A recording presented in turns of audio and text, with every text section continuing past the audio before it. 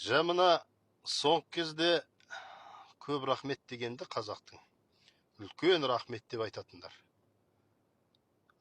Менің ойымша дегенді мен ойлаймын деп айтатындар көбейіп кетті.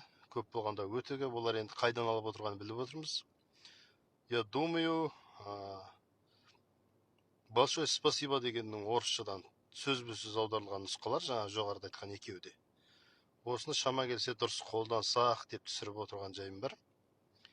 Енді сөзді дұрыс сөйлеген өзімізге керек, себебі қазақтың тілін қадірлейтін біз ғана.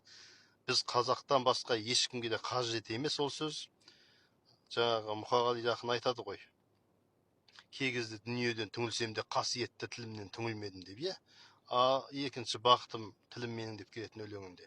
Сол сияқты бұрынғы өткен жақсылардың бәрі қадір тұтқан төбесіне қасиет тұтып көтерген тілді таза сақтап, шұбарламай дұрыс сөйлеу біздің негізгі міндетіміз деп айтсам да болады.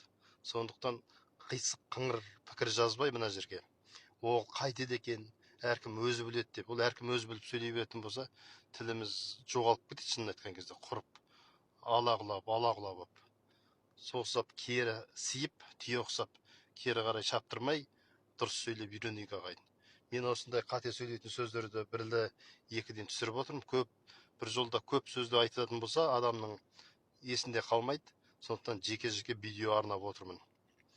Енді шама келгенше осындай қате сөйлеп жүрген сөздер естеріңізге түссе, астына жазыңыздар.